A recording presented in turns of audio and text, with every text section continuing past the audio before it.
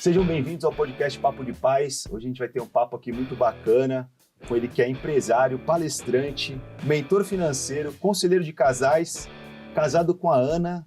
Ele é pai da Rafaela, pai da Yasmin, do Pedro Henrique e da Ana Carolina. Seja muito bem-vindo, Rezende. Obrigado, seja bem-vindo, Rezende. Eu que agradeço o convite, essa oportunidade da gente estar aqui batendo esse papo aí.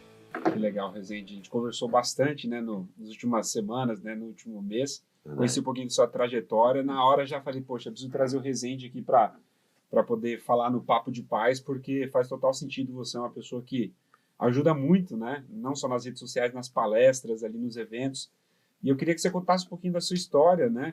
Você, pelo currículo aí, né? Que pelo currículo, falou, bem extenso aqui. Bem extenso. Fala um pouquinho sobre você, o que você faz hoje, como que é a sua trajetória, quem que você ajuda. Tá certo. Bom, para mim é uma honra estar aqui com vocês e vamos dividir um pouquinho dessa experiência, né? Eu venho de uma família muito simples, né? Muito pobre e em algum momento da minha vida eu comecei a ter algumas dificuldades e a entender que algumas crenças da minha história de vida me travavam. E eu consegui me livrando disso e me destravando e aí construí um casamento 23 anos, mas passei por algumas crises, o divórcio bateu na minha porta algumas vezes, eu quebrei financeiramente, problemas de saúde, uma série de situações que eu fui passando na minha vida, nos meus negócios, na minha empresa, e toda essa experiência foi me dando uma bagagem para hoje eu poder dividir essa experiência com as pessoas. Então, quando a gente fala do currículo, a questão de aconselhar casais, eu falo do que eu vivi, né, das dificuldades que eu vivi e como eu superei. Então, é sobre isso a gente tenta ajudar pessoas. Mesma coisa na questão financeira. Eu tinha crenças muito limitantes, tive muita dificuldade para crescer, para me desenvolver, quebrei. Então, hoje eu tento apontar um caminho, eu trabalho nisso, apontando um caminho. Eu digo, eu não estou falando de teoria, estou falando do que eu vivi, né?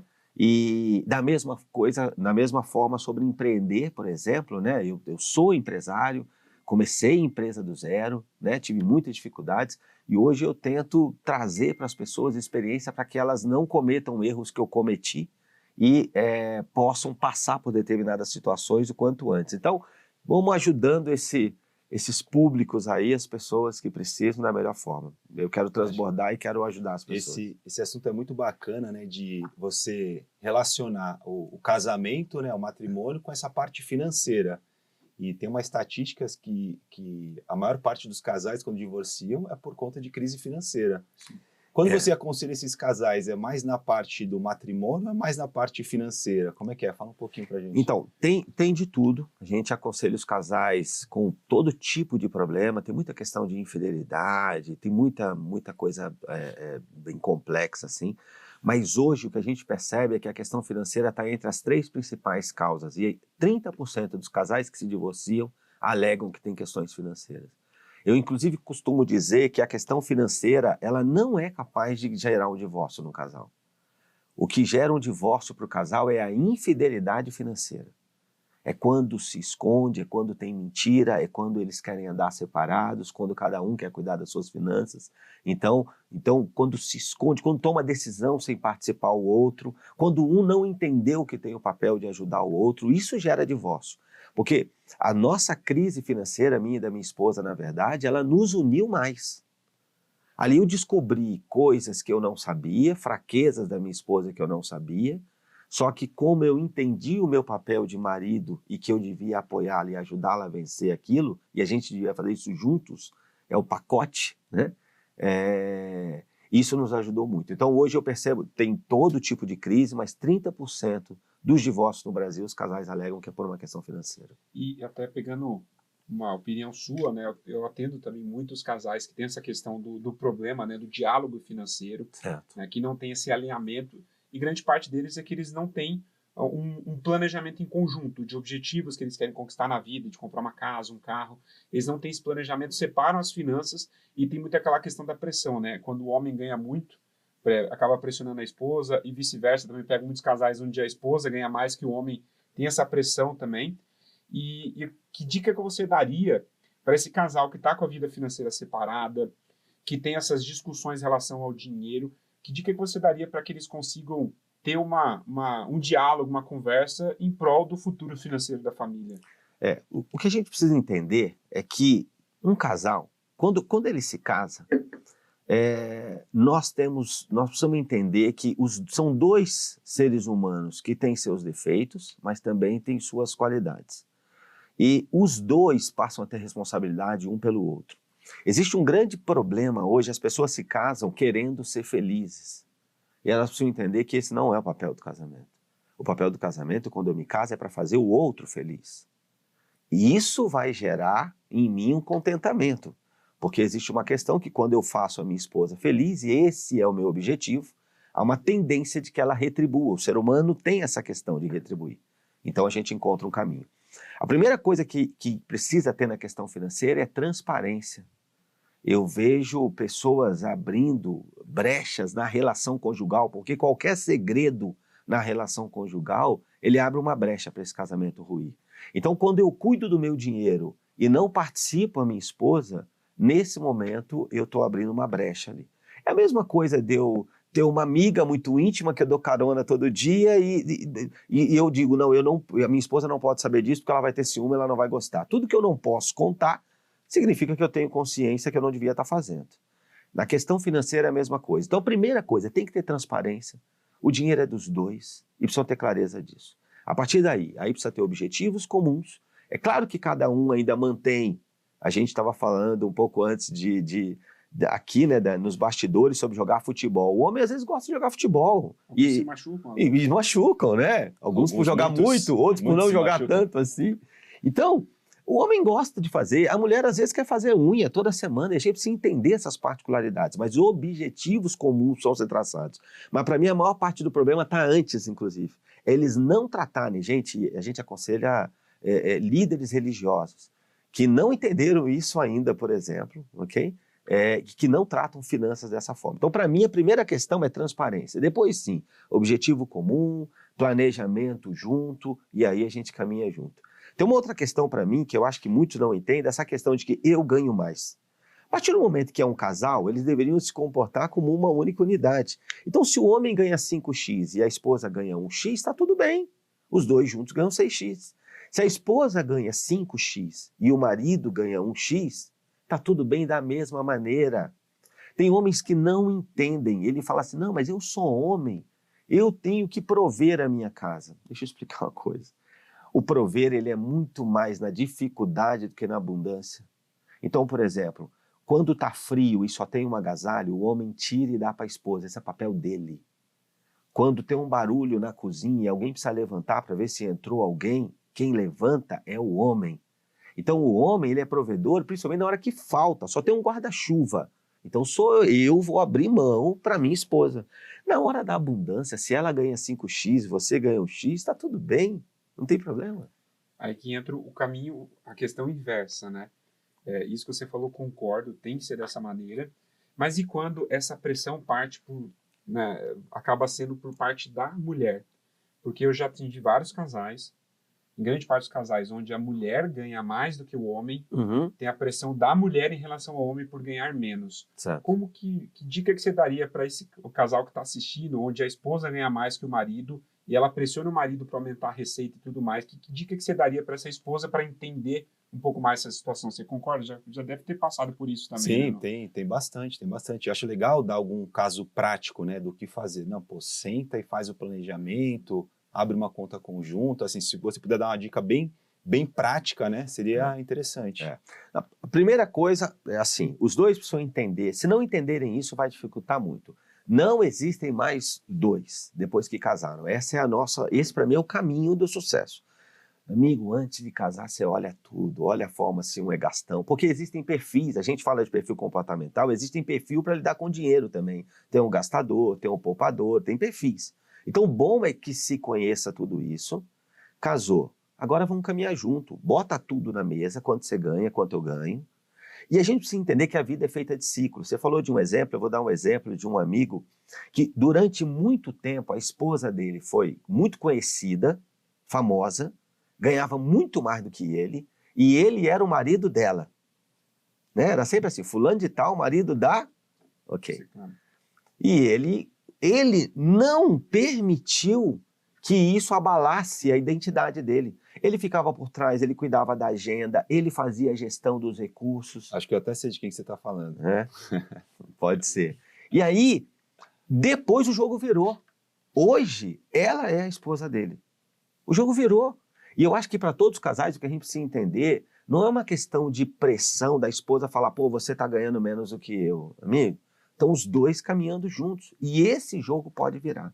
Amanhã ele pode ganhar mais. Eu acho que os dois precisam se apoiar e caminhar juntos. Agora, transparência, planilha, aplicativo, caderno, seja o que for, muito claro. Contas aqui, objetivo comum, muito claro nesse planejamento as necessidades de cada um. Então, eu gosto de jogar bola 2 vezes, ok, então você vai jogar bola, se cabe. Se estão passando por um momento difícil e não cabe, algumas coisas vão precisar ser cortadas. Ela diz, eu tenho necessidade de fazer unha toda semana e quero fazer cabelo uma vez a cada 2 meses. Ok, isso entra no planejamento. Existe um planejamento para os dois. Né? Você acha que há necessidade, assim, de repente, abrir uma conta conjunta e colocar tudo no mesmo bolo, ou não? Se tiver tudo bem claro em planilha, aí eu pago essas contas, você paga essas aqui, não precisa estar tudo junto ali. Não, desde que tenha transparência. Na minha forma de ver, não precisa conta conjunta. Eu não tenho conta conjunta com a minha esposa. Mas eu administro, eu tenho acesso à conta dela e ela tem acesso à minha conta. Até porque uma das pessoas que a gente está cuidando agora, me cortou o coração, era uma esposa, o marido dela empresário, sucesso, construiu um patrimônio, comprou uns imóveis, ok? Dinheiro aplicado, tudo muito bem. Ele tentou durante um tempo mostrar para ela as contas, o que estava fazendo. Ela disse, olha, tá tudo bem, você cuida disso, eu nem gosto de lidar com isso. Ela tinha uma outra fonte de renda, apesar dele nunca deixar faltar dinheiro para as coisas dela. E ela ia trabalhando aquele dinheirinho para fazer as coisinhas dela, e ela nunca se importou em saber das coisas da família. Ele cuidava, ele construiu um patrimônio. Eles tiveram uma filha com autismo, né? Essa menina tem 15 anos e tudo bem. Na pandemia, esse cara pegou Covid. Em 4 dias ele morreu. Caramba. Ela não sabia senhas da conta, ela não conhecia a empresa deles, ela não sabia em quem podia confiar, que decisões devia tomar. E não, nessa situação, a quem que eu consulto? Nada. Fazem cerca de 4 anos. Ela já perdeu todos os imóveis, a empresa quebrou e ela perdeu todo o dinheiro aplicado. Ela está com dificuldade para pagar um aluguel de R$ 1.500, tendo uma filha autista. Esse cara não trabalhou para isso. Não foi para isso que ele construiu esse patrimônio. Caramba. Sim. É por isso que eu acho que é muito importante, né, ter essa questão de diálogo do casal em relação às finanças.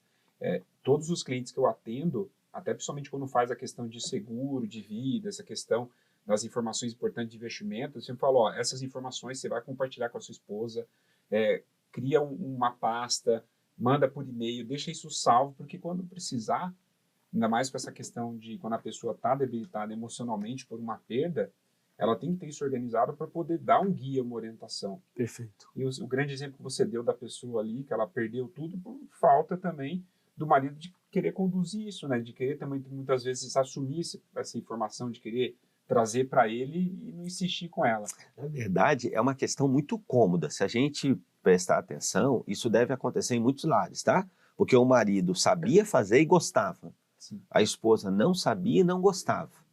Ela vivendo uma vida confortável. O que a gente não sabe é qual é o nosso último dia aqui. Sim. Então ela não tinha acesso às senhas, não sabia em quem confiar, se determinada coisa acontecer, quem que eu procuro. E aí ela começou a ouvir pessoas erradas, ouvir 10 pessoas e ela foi se atrapalhando e foi perdendo. Uma das coisas que eu costumo dizer para os casais, eu acho que assim, os casais casados precisam entender isso. Para que serve senha? Qual a utilidade das senhas? A utilidade de uma senha é nos proteger de alguém que possa querer nos fazer mal, um mal intencionado. A senha no celular, a senha na minha conta bancária, a senha de tudo. É uma pessoa de má índole, mal intencionada, que pegar e vai me fazer mal. Agora presta atenção, por que a minha esposa não pode ter minha senha? Eu tenho receio dela me fazer algum mal? Se eu tenho, não devia nem ter casado. Então a verdade é que as senhas, ele pode ter a conta dele, ela pode ter a dela, mas o ideal é que os dois consigam trabalhar essas 2 contas como se fossem dos dois. Não tem problema ter conta conjunta também. O que não pode é ter segredo. Eu tenho aplicações que você não sabe, gente. Às vezes eu vou ajudar, por exemplo, vou dar um exemplo, corretor de imóveis. Porque esses caras, de vez em quando, eles dão uma paulada lá e pegam um dinheiro legal, vende um imóvel legal. Aí o cara tá lá, aquela renda ali pingando e tal, aí o cara dá uma paulada, pega uma grana legal. Ele pega esse dinheiro, aplica isso que eu falo, não vou falar para minha mulher, senão ela vai querer reformar a cozinha, vai querer ajudar a minha sogra. E o que a gente fala é que isso é uma armadilha. A gente precisa ter maturidade para encarar essas dificuldades, porque são nessas dificuldades que nós vamos crescer. Olha, eu vou te falar, eu já passei por isso. Lá em casa é tudo junto também. A minha esposa, ela ficou bastante tempo sem trabalhar por conta do Theo, que era pequeno. Voltou agora faz 1 ano e pouco, trabalhar CLT, mas já há 4 anos ela tem uma empresa lá em Santos. Legal. Uma franquia de açaí. E teve um determinado momento também que eu recebi umas PLRs lá, tava com uma graninha um pouco a mais, e joguei numa continha separada, falei, vou juntar um dinheiro aqui, que na época eu tava com uma moto, queria pegar uma moto grande, vou deixar separado e não vou falar nada. Só que ela tem acesso às minhas senhas, às minhas contas, tudo também normal. Excelente. Só que era uma conta que quando você abre o aplicativo, você tem que clicar para trocar a conta. E ela nunca tinha feito isso. Um belo dia ela foi lá, pum, trocou a conta. O que é esse saldo aqui que você tem escondido? E para eu explicar, rapaz, deu uma confusão lá em casa, depois disso nunca mais também. Essa é a questão que eu falo da infidelidade financeira. Isso normalmente gera problema. Ou um dos dois constituiu uma dívida, assumiu um compromisso e não contou para o outro, ou um dos dois tem um recurso guardado que o outro não sabe. Né? E tem alguma forma, por exemplo, se um dos casais, o homem e a mulher, contraiu alguma dívida no banco, e aquilo está atrapalhando ele emocionalmente, ele tem vergonha de contar para o seu cônjuge. Que dica você daria para essa pessoa contar de uma melhor forma? Porque às vezes parece simplesmente falar, não, conta e pronto, mas na cabeça da pessoa ela tem um bloqueio e fala, ela vai divorciar, ela vai separar. Que dica que você daria para poder ter uma abordagem um pouco mais efetiva nesse momento? Assim, nada substitui a verdade. Então a verdade precisa ser dita. Quando a gente fala de dizer a verdade, a gente está falando do que fazer. Só que existem variáveis, eu costumo dizer que tem dimensões que nós precisamos avaliar. Então não é só o que, é o como. Então o como fazer conta. Quando, onde, por quê, tudo isso conta, são dimensões de uma mesma situação que nós precisamos analisar. Então a verdade é inegociável, ela precisa ser dita, precisa ser contada, precisa se avaliar o como. Eu costumo sugerir para alguns casais, quando eles vão ter uma conversa mais difícil, aqueles casais que professam uma fé e tal, orem juntos e tal e peçam ao Espírito Santo para que esteja ali. Mas de qualquer forma, se não for o caso, ou dependendo da situação, podem até ir para um ambiente público. Eu vejo isso traz um resultado. Uma das indicações que eu dou é não discutir esse tipo de assunto no quarto, muito menos na festa das crianças. O quarto ele tem que ter lembranças de momentos de amor. Se você confessa qualquer coisa no quarto, pode ser que toda vez que entrar no quarto, isso vai voltar. E nós homens sabemos, às vezes as mulheres estão ótimas, a gente fala, hoje nós vamos namorar, aí ela lembra do negócio que aconteceu 10 anos atrás. Aí já pesa o clima. Então, o quarto é um ambiente que se a gente puder evitar. Existem conversas que quando você está num restaurante para ter, você vai manter o tom de voz, vocês vão manter o mínimo de compostura, né? Então, existem ambientes que eu acho que é importante dizer. A verdade, se você puder, eu indico orar antes. Se você tiver um mentor, eu acho que ninguém pode caminhar sozinho. Você precisa ter um bom conselheiro, um bom mentor, alguém que tenha os mesmos princípios que você, que tenha mais experiência que você, tenha caminhado, passado por essas coisas e que você possa consultar para ver a melhor forma de fazer. Porque às vezes a gente está com a cabeça a gente está no olho do furacão, a gente mal consegue pensar. Então um bom conselheiro, eu acho que é bom. Eu acho bem bacana esse assunto de mentor, de conselheiro. Que dica que você dá para a pessoa conseguir escolher uma pessoa realmente que vá agregar, né? Um bom mentor? A dica para mim olha os frutos, olha o resultado que essa pessoa tem, olha a relação que ela tem. Então, assim, é muito complicado. Vamos dizer, você está com um problema financeiro. Eu vou dar um exemplo. Eu honro a vida do meu pai, eu sou muito grato. Meu pai e minha mãe já faleceram, né, pelo homem que eu sou. Meu pai tem uma responsabilidade muito grande nisso. Mas meu pai vivia querendo me dar exemplo financeiro, mas os resultados dele não eram coerentes, cara.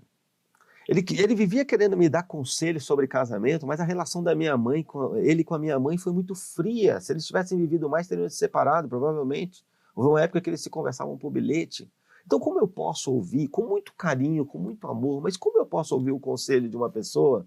Gente, eu sou de uma geração, eu sou de uma época, sou mais velho que vocês, eu tenho 52 anos. Eu vivi uma época que você chegava numa academia, a academia era um negócio novo, e o dono da academia, gordão, fumando charuto para fazer sua matrícula. Que confiança um cara desse passa, bicho? Aquela história, né? Não escute conselhos construtivos de quem não construiu nada, né? Então, realmente tem que ser um exemplo, tem que ser aquilo que você almeja, que você quer chegar, para poder te inspirar e te direcionar, né?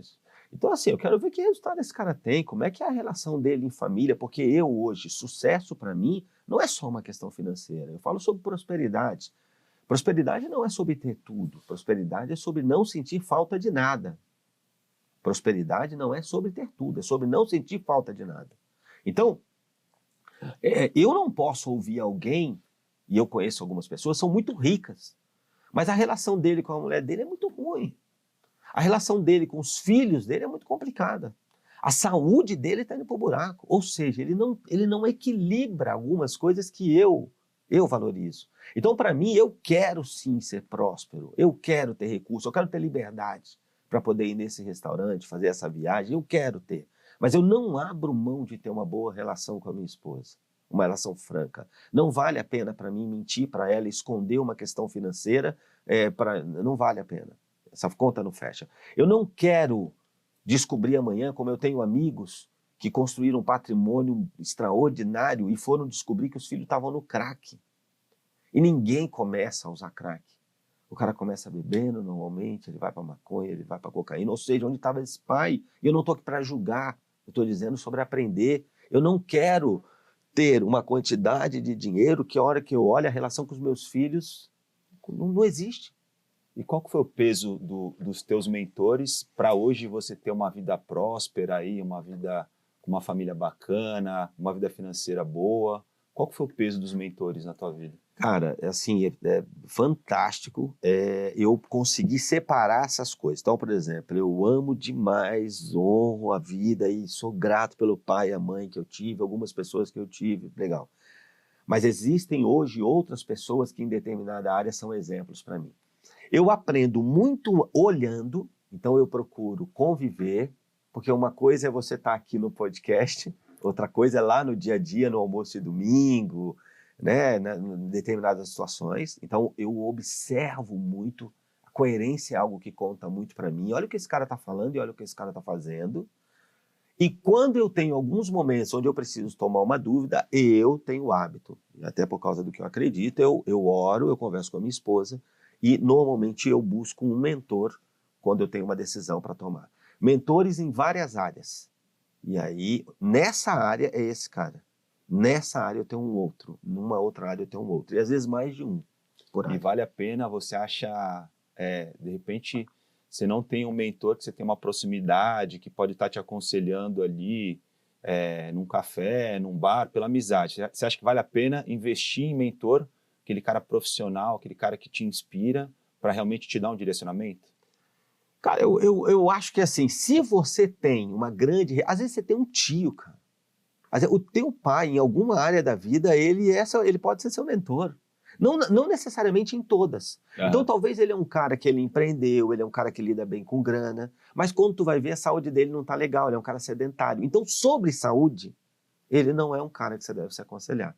Se você tem esses bons exemplos disponíveis, não é necessário você ter um cara profissional. Mas na falta de um cara desse, não deixa de ter um cara profissional. E até importante, você comentou essa parte de exemplo, né, do que você aprendeu, você foi muito grato pela criação dos seus pais, e que, né, conhecimento, assim, que experiências você traz para poder passar para os seus filhos. Dos meus pais? Não, de você mesmo, da sua experiência, dos erros dele, dos seus erros. Como que é essa questão de você ser, acredito que você seja mentor deles agora, porque você está sendo um grande exemplo. Como que você traz essa questão dos seus ensinamentos para os filhos? Até porque, até complementando aqui a pergunta do Gabriel, você teve uma infância um pouco mais difícil, né? Difícil. Uma infância difícil. E hoje você pode proporcionar para os teus filhos tudo que você não teve. Verdade. Né? Então, até complementando um pouco o que o Gabriel falou, você juntar esses dois assuntos. Esse complemento foi maravilhoso. Porque é uma tendência de como quando uma geração ela passa por muitos desafios, ela normalmente ela é muito afiada e muito preparada para enfrentar. Já a segunda geração, que tem um pouco mais de facilidade, ela tende a dar uma amolecida. E a terceira geração, normalmente, essa geração põe tudo a perder. E aí começa tudo de novo. Então, a gente normalmente vive ciclos de pelo menos 3 gerações. Por exemplo, empresas familiares dificilmente resistem à terceira geração, elas sobrevivem à terceira geração. Então, isso é muito importante.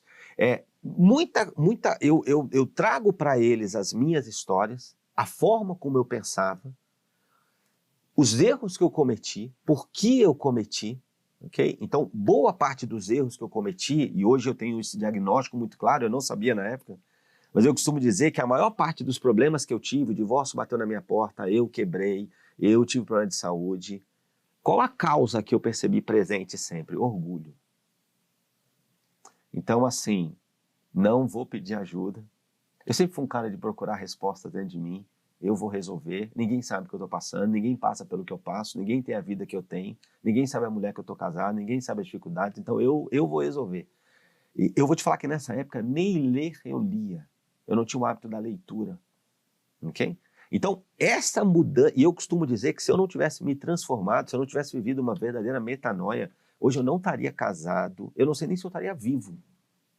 Então, abrir um processo, começar, primeiro, o seu mentor pode ser um escritor, pode ser vocês aqui, ó, com esse podcast, por exemplo, né? E com o seu próprio Instagram, suas redes sociais. Então, às vezes, você pode ter um mentor meio à distância. O que esse cara fala faz sentido para mim. Deixa eu entender melhor o que esse cara pensa. Então, eu hoje procuro, eu digo, porque meu filho outro dia, às vezes eu gosto de correr.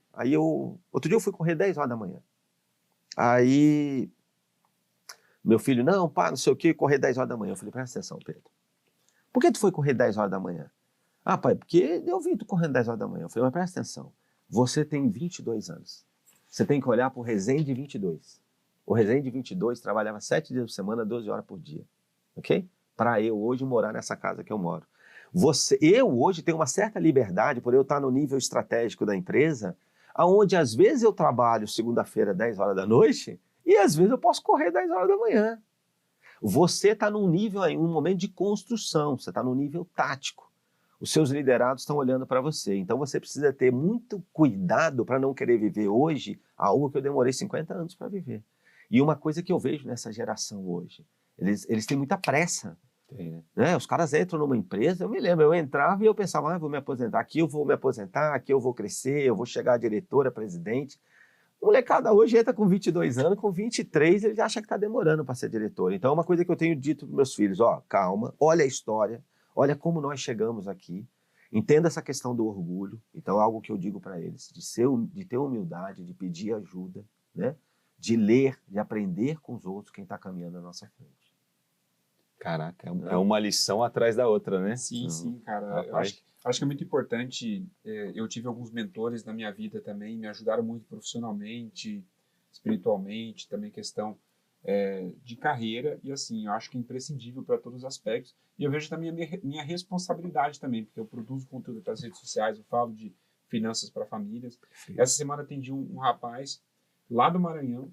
E assim, ele conversando, falando assim, poxa, eu perguntei, como que você chegou até mim, que conteúdo que você gostou? Ele começou a falar os conteúdos, estava me acompanhando assim, e ele falou, cara, isso daqui me ajudou bastante, implementei na minha vida, que eu falei da metodologia lá do pague-se primeiro, né, de qualquer comissão que ele receber, ele pelo menos destinar 10%. Uhum. Isso é algo que você muitas vezes as pessoas não sabem, mas tem vários grandes livros, como O Pai Rico, Pai Pobre, O Homem Mais Rico da Babilônia. Uhum. Salomão ensinava isso. Yeah.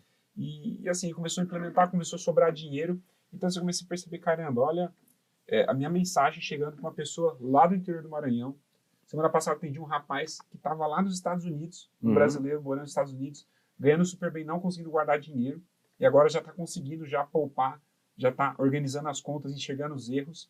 E a minha mensagem lá de casa, às vezes a gente não entende, né, o poder que a gente tem da nossa experiência, do nosso conhecimento, de chegar e ajudar outras pessoas. Então, quando você tem algo que é importante, uma experiência, é importante você compartilhar, porque você pode ajudar muitas pessoas. É. E você aqui hoje no podcast, com a sua mensagem, está ajudando milhares de pessoas que vão assistir. Com certeza episódio completo, os cortes.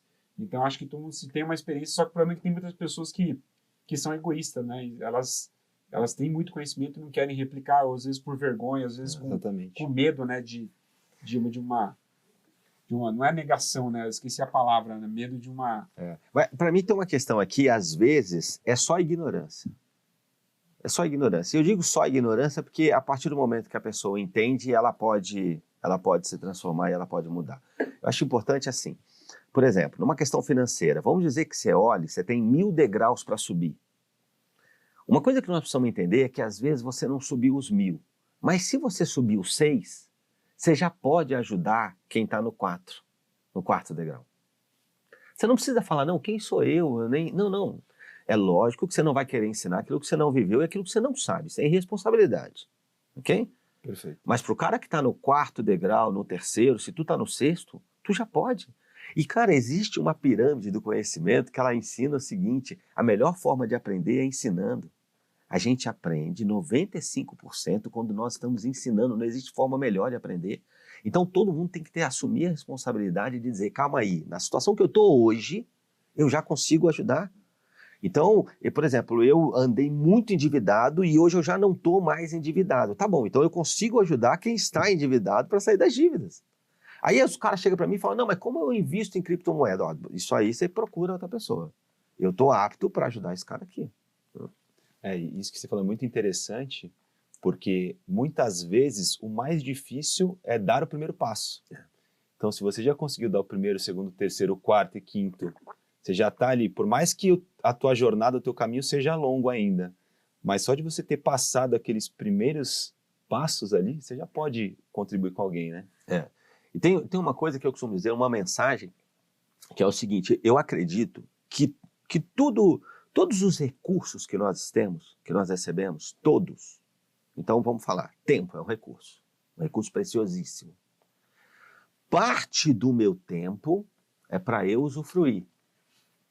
Parte do meu tempo é para transbordar na vida de alguém. Então é para fazer um serviço social, é para ajudar alguém. Parte da minha saúde é para eu usufruir, é para eu enxergar o pôr do sol, para eu abraçar, para eu caminhar, para eu ir onde eu quero. Mas parte da minha saúde é para transbordar na vida das pessoas. De novo, para servir, para ser um voluntário. Parte do meu conhecimento é para eu me transformar em alguém melhor. Mas parte do meu conhecimento é para transbordar na vida das pessoas e transformar a vida das pessoas. Da mesma forma, parte do meu dinheiro é para eu usufruir, para minha família. Mas parte do meu dinheiro é para transbordar na vida das pessoas. E todos os recursos. Como é que você faz a gestão de todos esses recursos pensando na família, né? Que você tem que dar uma atenção ali para os teus filhos, para a tua esposa, ou como você faz a divisão do teu tempo? Tá.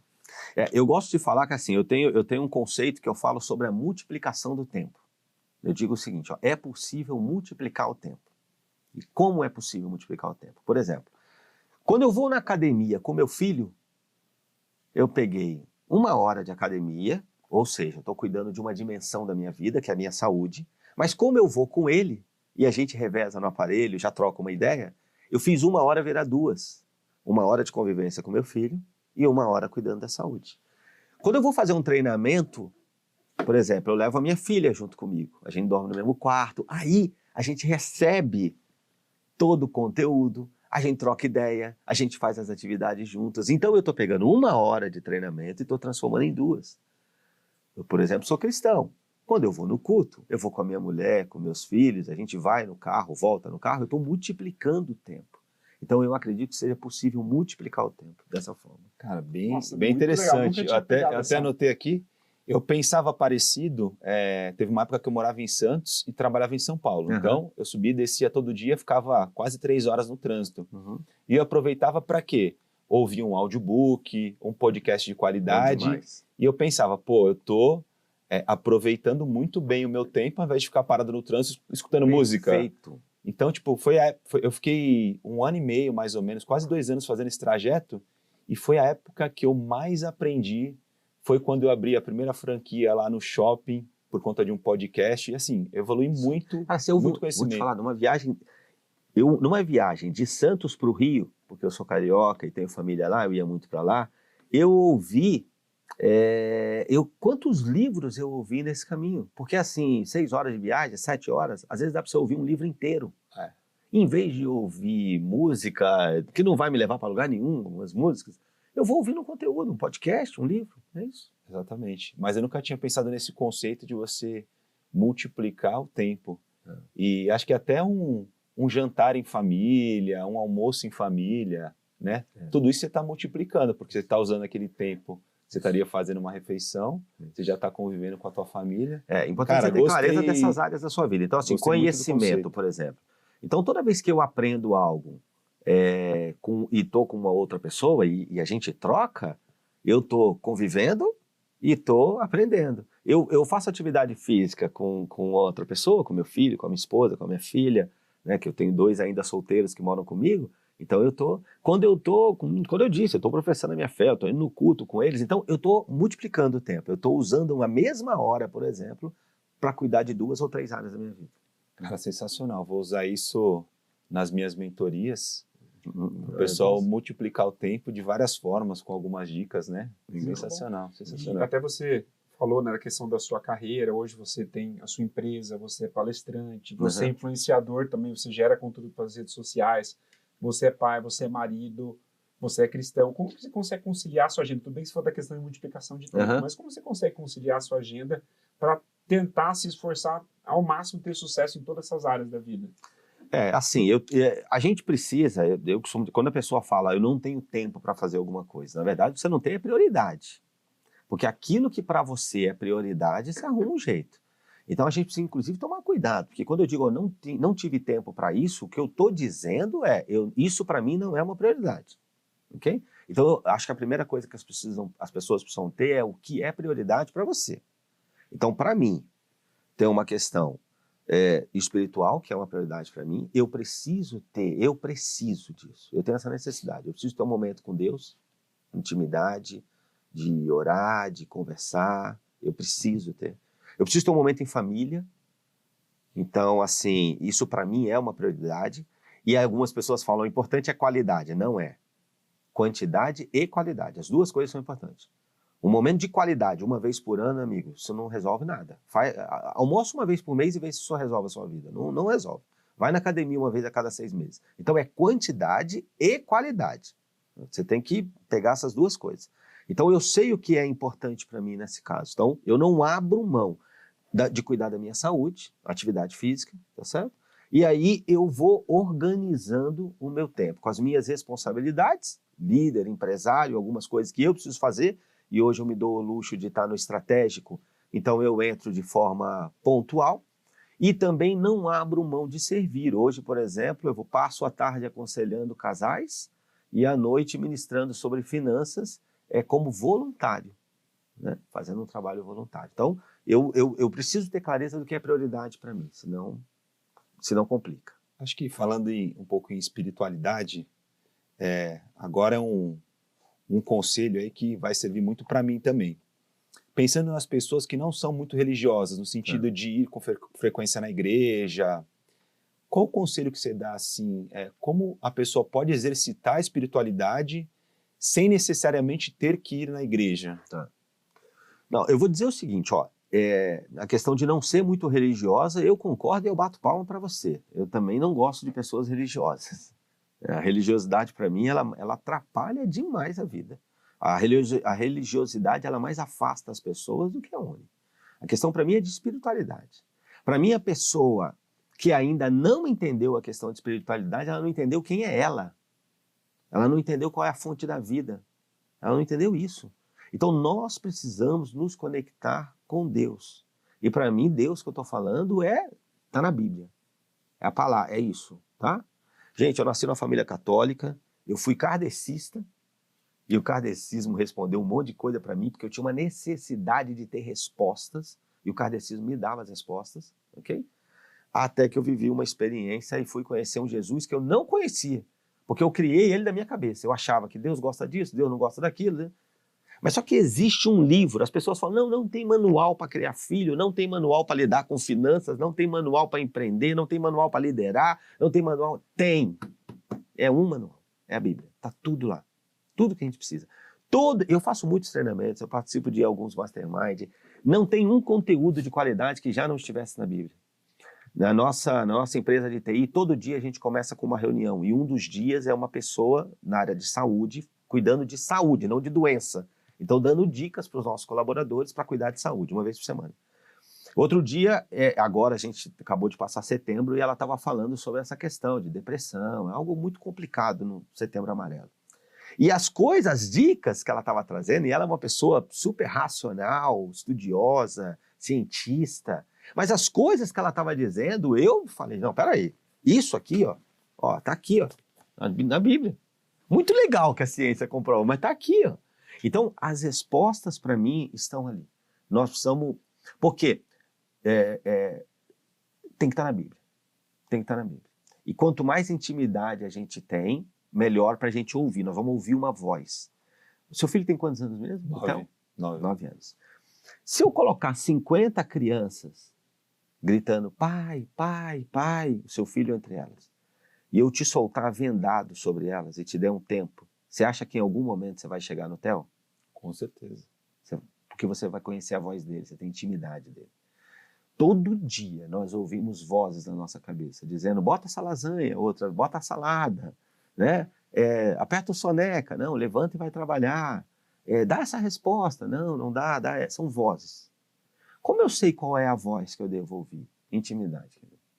É o único jeito, é intimidade. Então, é importante ler a Bíblia, ter esse momento, você ter um momento, você e Deus, e fica tranquilo, porque ele já sabe a palavra que você vai falar antes de você falar. Mas você precisa abrir o coração, precisa ser sincero. Agora, isso não tira a responsabilidade de você encontrar uma igreja para conviver. Eu só estou te dizendo que quando Jesus morreu, para quem ainda não conhece a palavra, um véu foi rasgado. O pastor não é o dono da razão, onde ele vai te dar todas as respostas. Você tem acesso a essas respostas. Quando eu tinha outras religiões, quando eu fui católico, fui kardecista, hoje eu tenho clareza disso, antes eu não tinha. Eu imaginava assim, como se o mundo espiritual fosse assim, uma repartição pública, com vários guichês, e você falasse, eu estou com um problema financeiro, então fala com esse cara aqui, ora para esse cara aqui, beleza? Não, meu problema é de tal área, não, então é esse cara aqui, vai nesse guichê. Só depois eu fui entender de fato que Deus é onipresente, onisciente, onipotente, não precisa de intermediário, tu pode ir direto nele, direto. A maioria dos problemas que eu vejo hoje, de casamento, de finanças, o fundo é espiritual.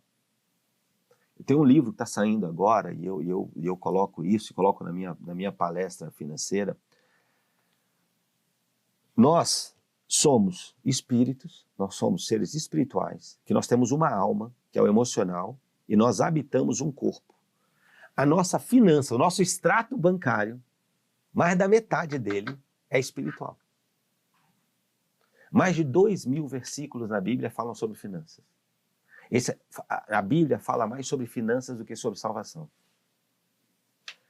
Então, mais de 50% do que o seu extrato mostra é espiritual.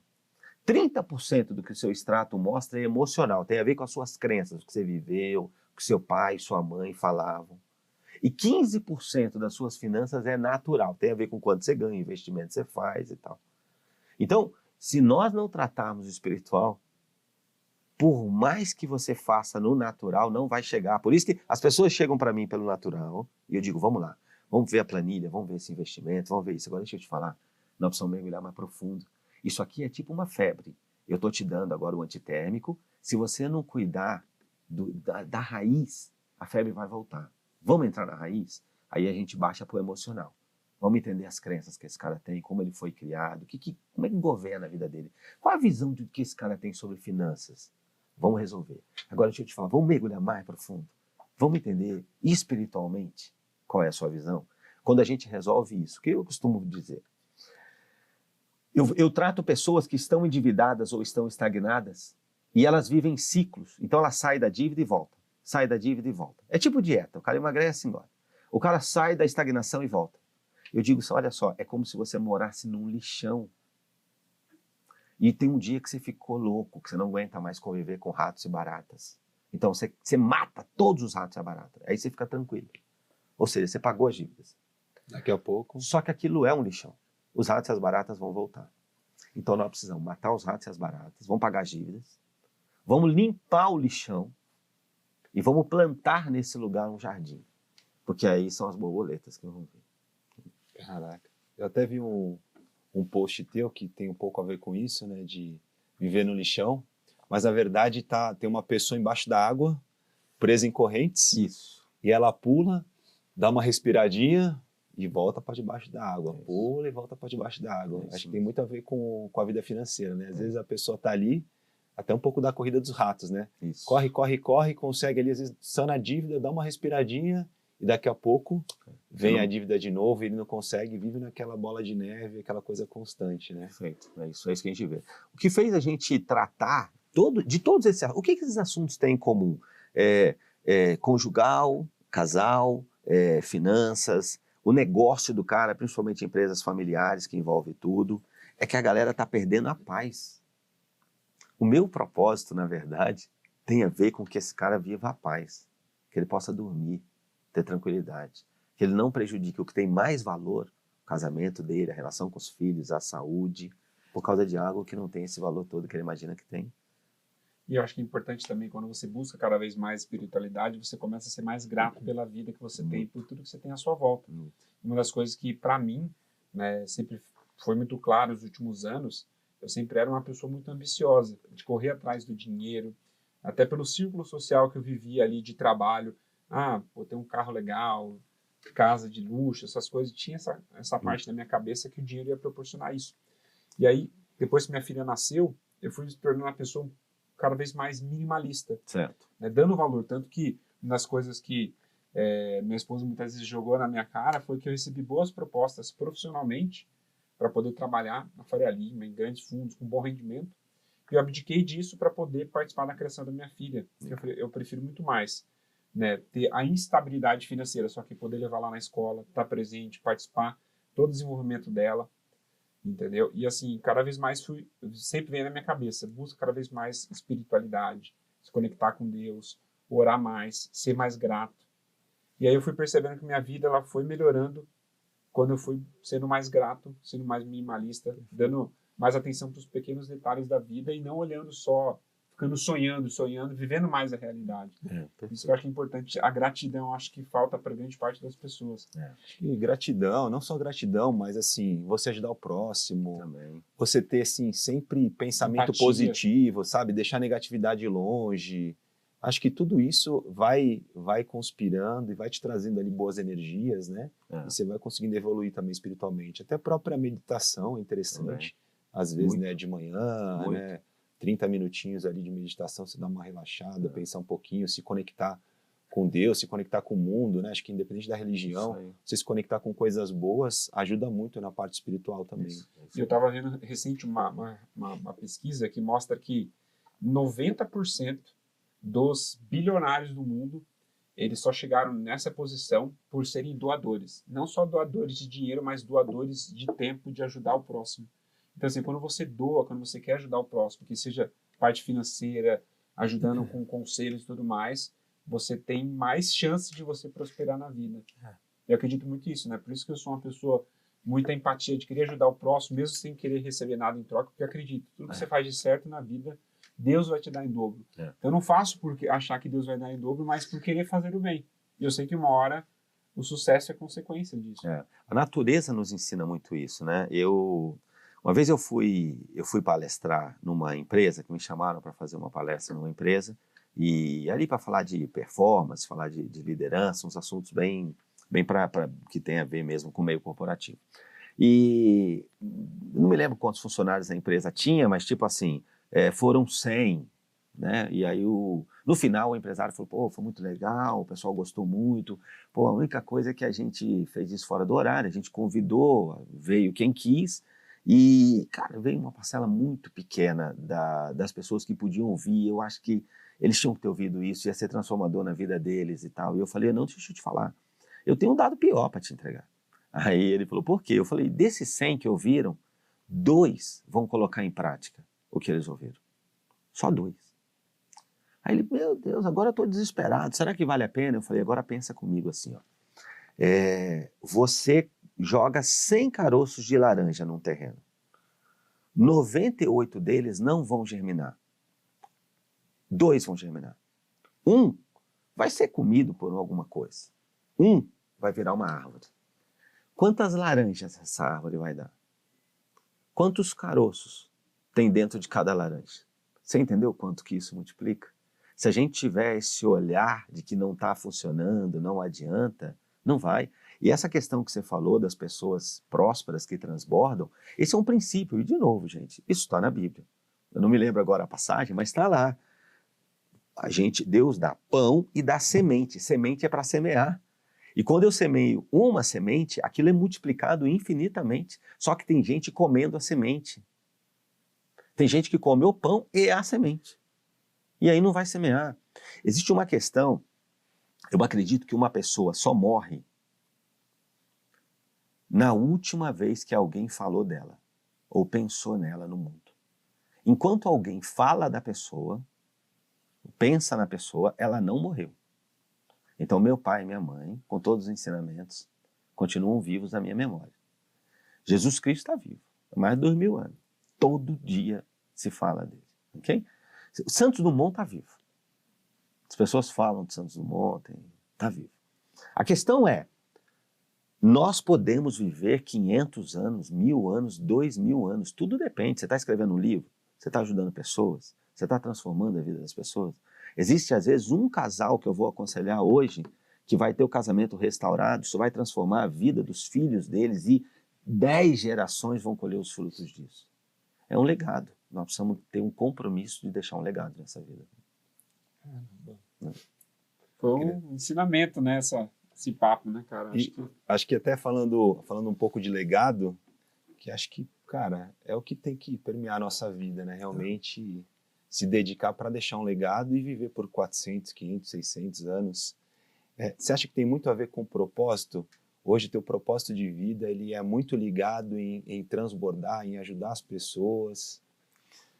Eu vou te falar assim, durante muito tempo, eu vivi uma crise que eu sei que muitas pessoas vivem, de não entender qual é o propósito da vida. O que eu estou fazendo aqui? Aí, nós estamos levando essa questão para o lado espiritual, mas eu preciso falar disso. A minha vida ganhou sentido. Porque, gente, eu fiz muita coisa errada, eu passei por muita coisa errada. Eu sou um sobrevivente, a minha família, hoje as pessoas que olham a minha família se inspiram, é linda a relação que eu tenho com a minha esposa. Não foi sempre assim. Era para ter dado tudo errado, podia ter dado tudo errado. Então hoje eu entendi que todos vocês, todos nós, temos um propósito na vida. A forma de realizar esse propósito é diferente, mas é um propósito, que é glorificar a Deus. E eu glorifico a Deus com cada palavra que eu falo, com cada atitude e com tudo que eu tenho.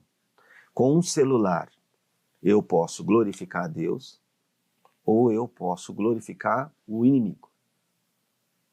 Então, cada palavra que eu digo não tem meio termo. O mundo é positivo e negativo. Ou tu está desse lado ou está no outro. Então, eu preciso pensar que cada palavra que eu falo eu preciso abençoar, eu preciso gerar vida. Porque se eu não gero vida, eu estou gerando morte. Todas as minhas atitudes. Então, isso eu entendi aonde eu estiver. Gente, existem muitos lugares que eu entro que eu não falo sobre Bíblia, eu não falo sobre Cristo, eu não me sinto à vontade. Aqui eu me senti à vontade para falar. Existem empresas que eu vou palestrar que eu não falo, mas as pessoas têm que olhar para mim e tem que ver alguém coerente, alguém que está falando de fazer o bem para si, para o outro, sabe? Para buscar. É isso o tempo todo. Isso nós precisamos fazer, cada um de nós. Cada um de um jeito. E até pensando na questão de legado, como que você imagina um futuro perfeito, futuro ideal para os seus filhos?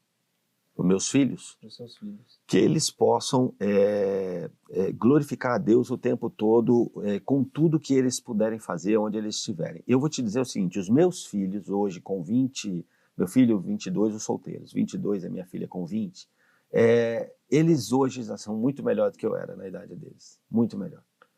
E isso para mim é sucesso. A gente estava falando do teu filho, por exemplo, né? Cara, quando tu olha pro teu filho e tu fala, cara, virou um homão, bicho.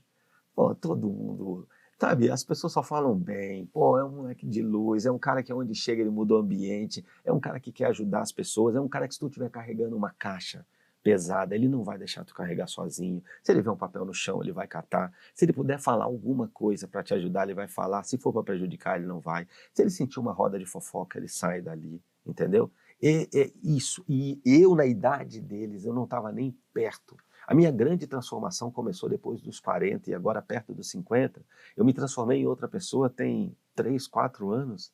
Quem me conheceu há 5 anos atrás, que se assistir esse podcast, vai falar, cara, quem é esse cara? Não tem nada a ver com o cara que eu conheci. Então, eu de verdade acredito que as grandes promessas vão se realizar, não é nem na minha vida, mas é na vida dos meus filhos. Para quem conhece um pouco da Bíblia, tem um momento na Bíblia onde o povo estava escravizado por 400 anos no Egito, e aquelas pessoas, milhões de pessoas, foram libertadas do Egito e entraram no deserto para fazer um trajeto que podia ser feito em poucas semanas. Eles demoraram 40 anos para fazer. E demoraram por quê? Porque eles estavam sendo preparados para a promessa.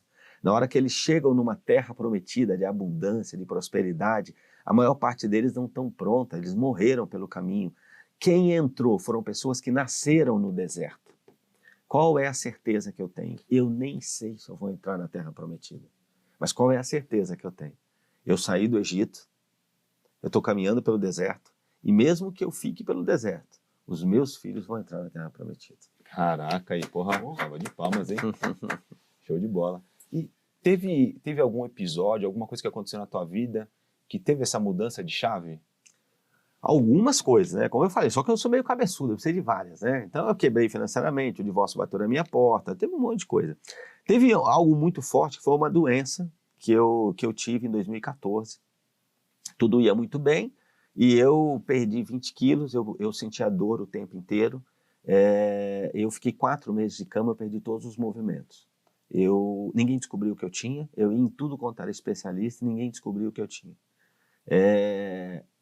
4 meses depois, descobriram eu tenho uma doença autoimune, que por não ser tratada, eu comecei a sentir dor em todas as juntas do meu corpo, eu não conseguia movimentar. Aqueles momentos ali, eu senti que Deus me chamou para perto, e eu vi que eu não era nada do que eu pensava que era. Eu estava vivendo num ritmo onde de manhã eu tomava café num estado, almoçava em outro e jantava em outro, né? E eu parei e ali, em algum momento, eu tive até a certeza de que eu estava morrendo. E a minha esposa teve, todos nós tivemos, porque ninguém descobriu o que eu tinha.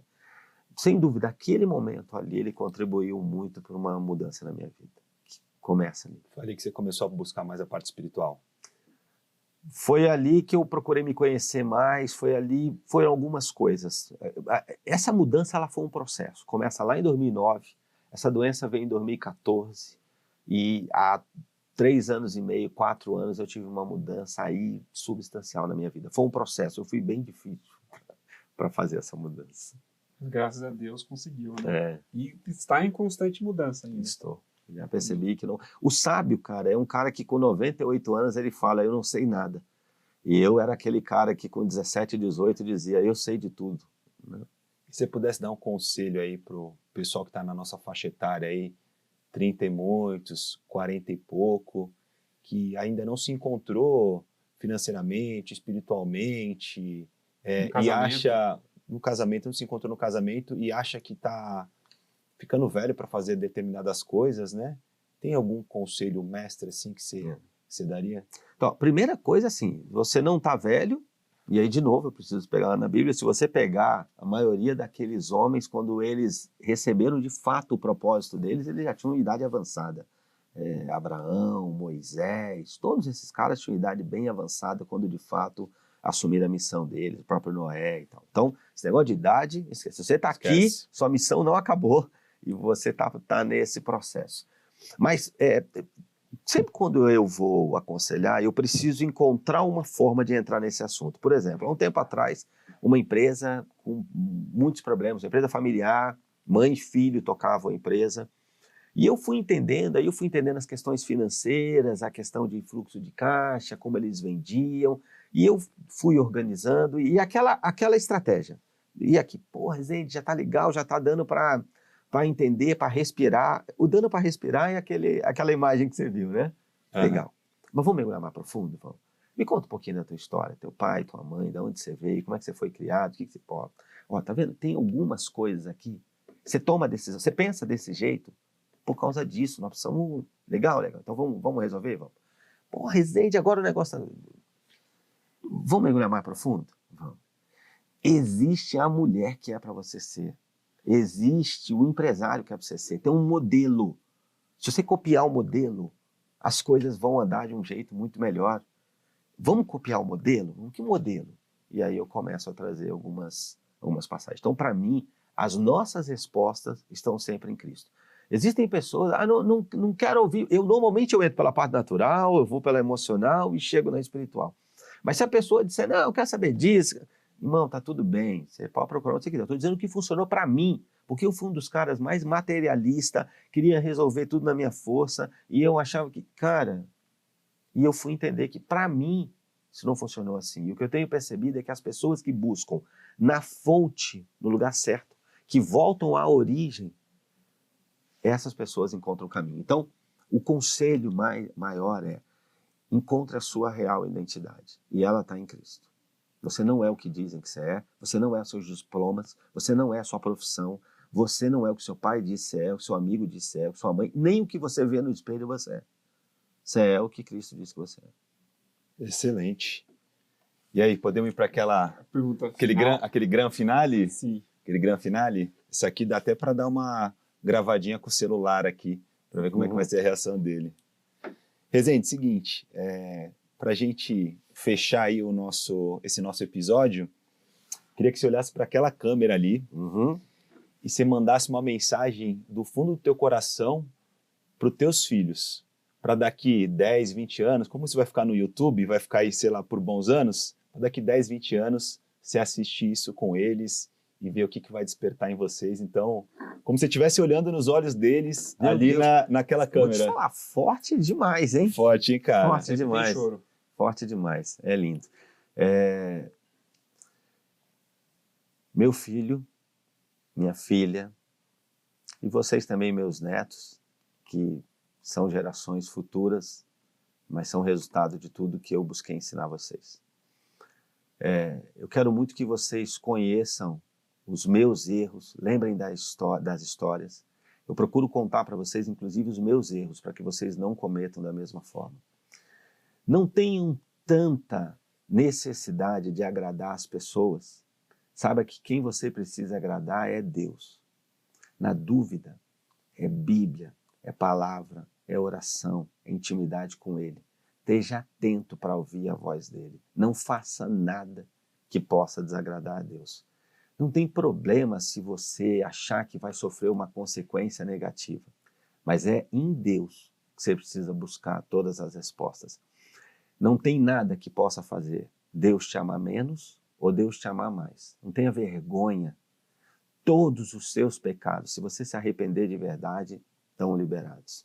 Então, não é quando o dia que você tiver um encontro com o Senhor, Ele não vai perguntar quantos carros você tem, quantos países você conheceu, quanto tinha na sua conta, quantas empresas você cuidou. O que Ele quer saber é como você viveu essa vida. Se a sua família, que tem que ser a sua maior prioridade, se você trouxe para o caminho, se você fez a sua parte, porque você nem pode fazer a deles, tá? Dos seus filhos e dos seus netos. Você precisa fazer a sua parte. Eu amo vocês. E eu amo pelo que vocês são, não pelo que vocês fazem. Então não se preocupem em fazer algo para me agradar.